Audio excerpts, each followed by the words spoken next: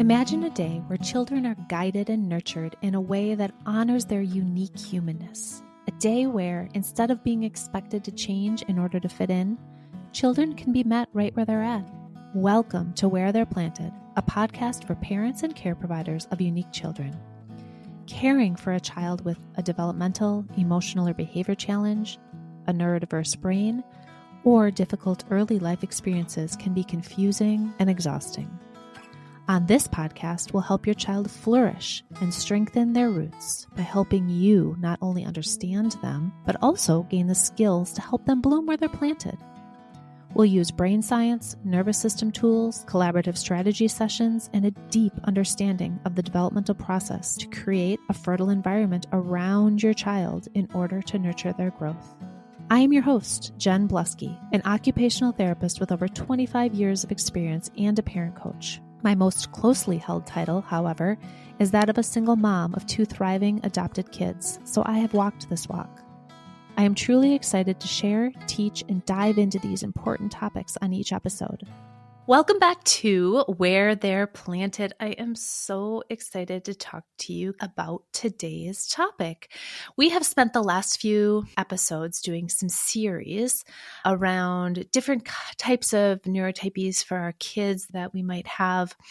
And I wanted to take a step back, for parents who are in the thick of it and parenting is hard. I wanted to think about where we start, how we show up for our kids each day, how we engage, how we just walk into the room with our kids some of the time, and what we can do. And so today we are going to be talking about what's called glimmers.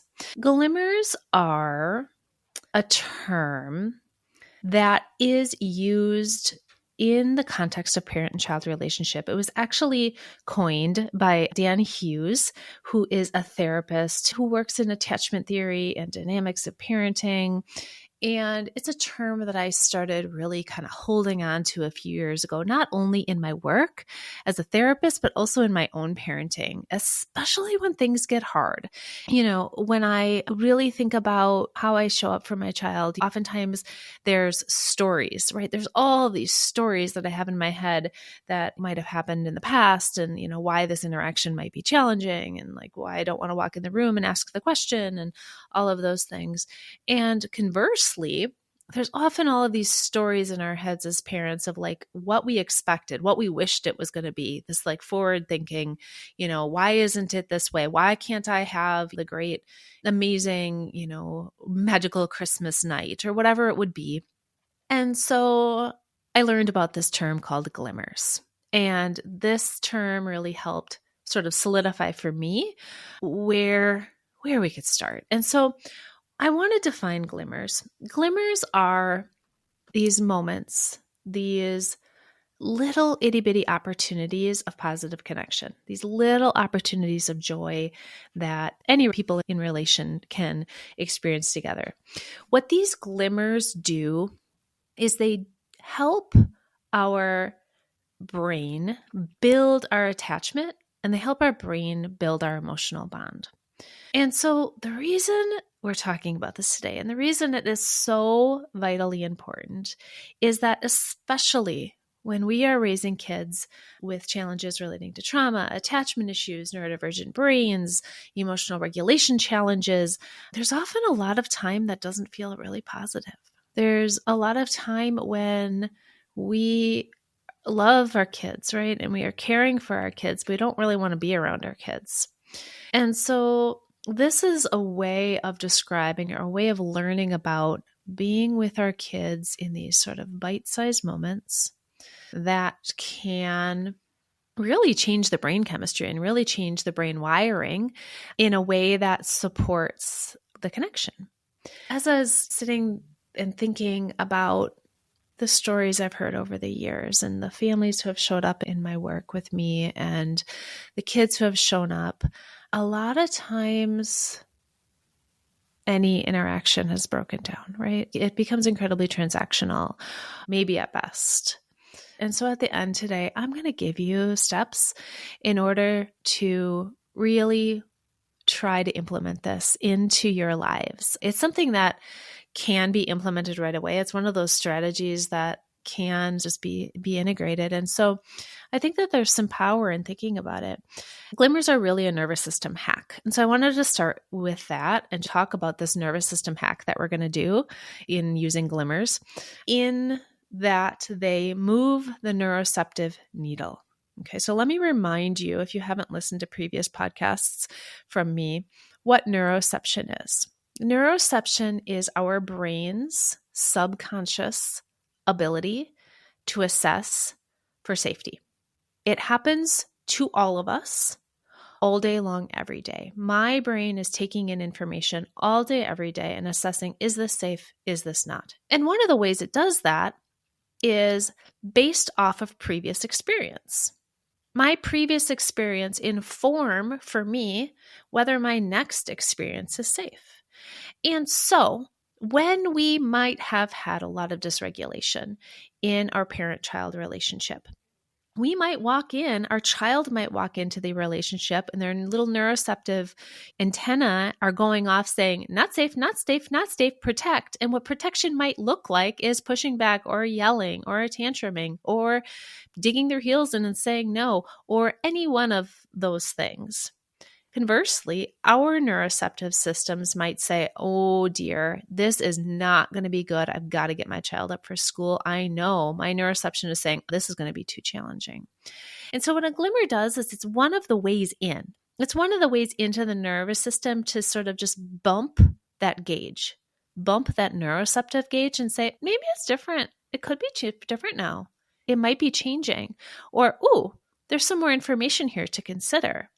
And so this is one of my hacks that I use with families, and I use it in my own life with my kids in order to be able to kind of shake it up and try to do it different and try to join and create connection that's positive with my kids. So what are glimmers? Glimmers are bite-sized chunks. They're itty bitty, tiny, sometimes imperceivable engagements or interactions with our kids.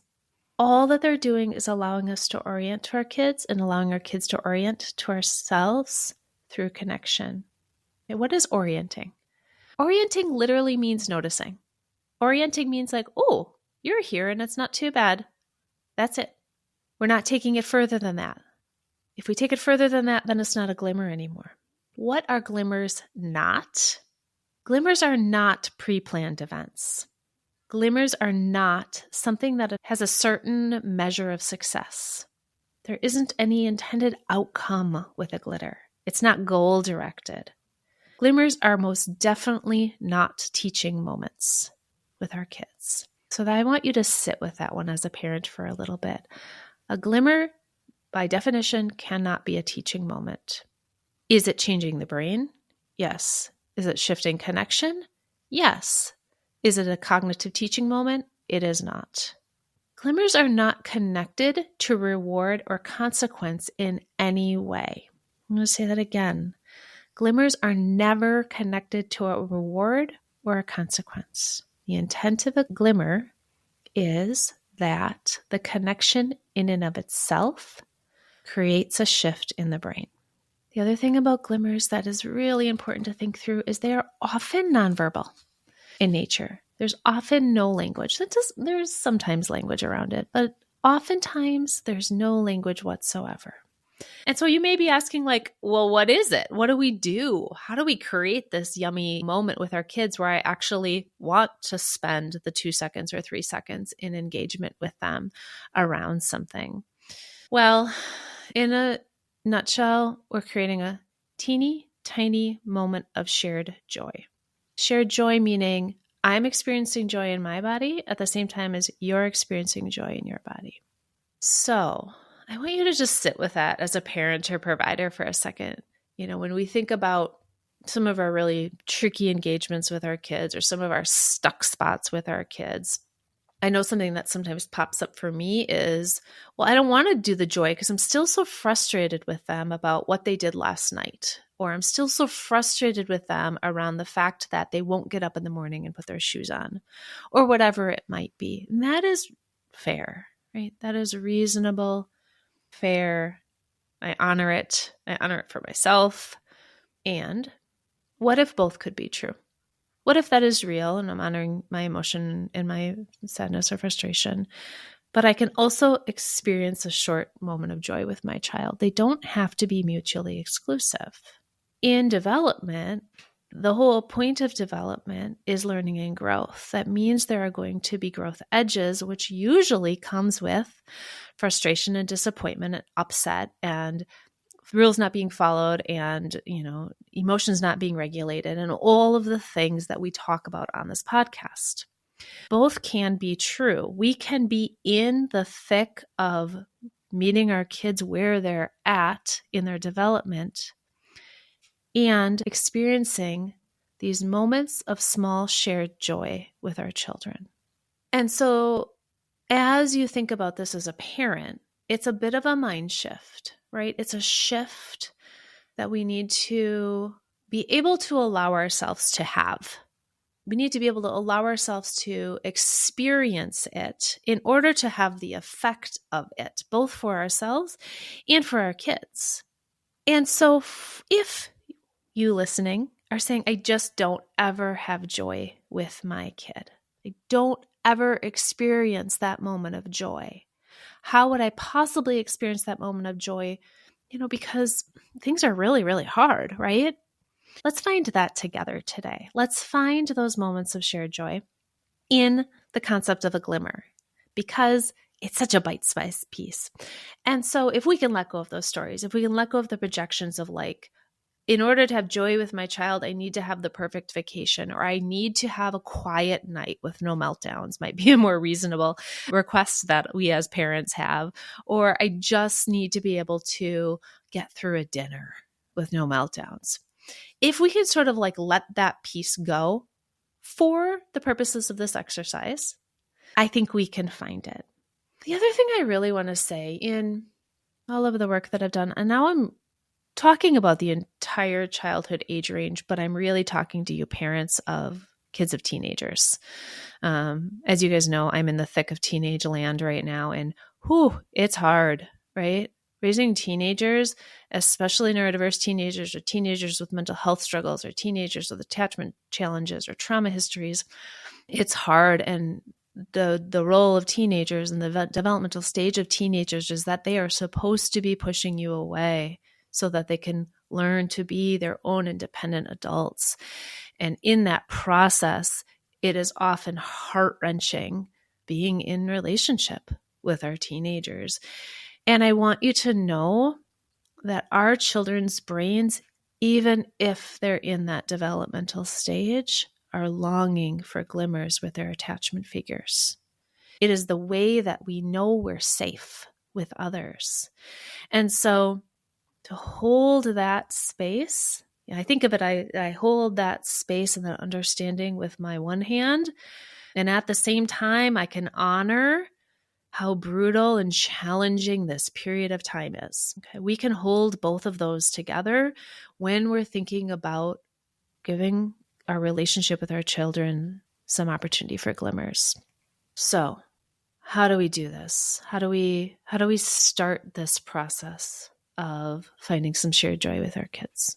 The first thing I really think about, and I usually ask parents that I am seeing where it's been hard, is I want you to think back to when your child was younger, right? So if you're a parent listening who has a 5-year-old, I want you to keep pushing all the way back to, 18 months or 12 months or what worked then.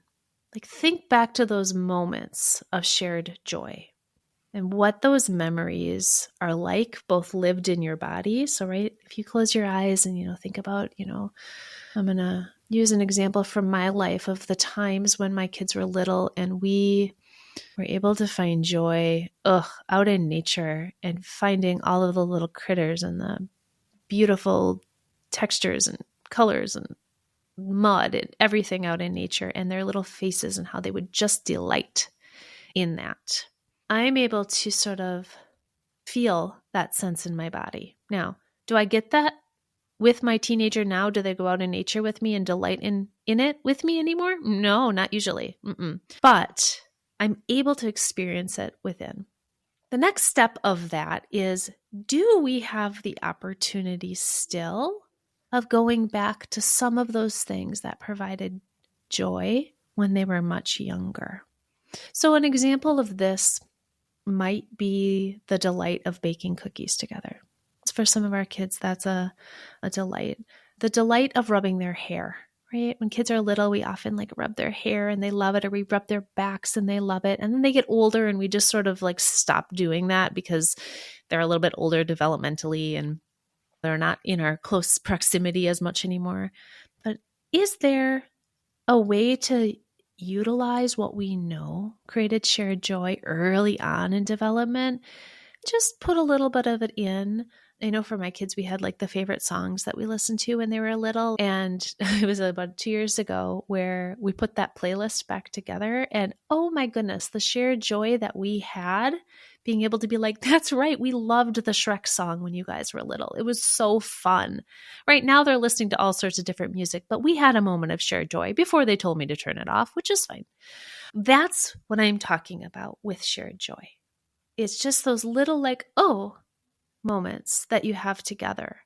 So you can sometimes utilize and capture some of the things that really worked when they were younger. And if you can't, you can capture it for yourself. You can bring it up like, oh my gosh, I just had a memory of when we used to always have movie nights on Friday nights. That used to be so fun, right? So we can use that nugget of ways to increase shared joy or glimmers with our kids is when you sit and just quietly observe your child. Are you able to share in their delight? And what I mean by that is, do you have the ability to, if they're very excited, let's say about, a book or an anime movie that you know nothing about and frankly don't care to know anything about, potentially, is there a way to really share in their delight around it? And what this looks like is just them telling you about it and you slowing down yourself enough to honor like, whoa, they're really passionate about that. That is really joyful to them. And because I am their parent, it's so joyful for me to see it. So this is a way that we can delight in them a little bit in order to create that small nugget of shared joy. Another way that I really think about finding shared joy is through humor. This is where we both might see something funny and just share a little look, right? Like I alluded to, it's often is nonverbal. It's just the little look of like, that was weird, or oh, that was funny, or oop, I didn't expect that. And the little like lighting up of the faces together can create that sense of safety and that glimmer for the nervous system. I know one of my strategies that I use with parents of teens, I'm not saying that you should go get them a phone and sign them up for the social medias.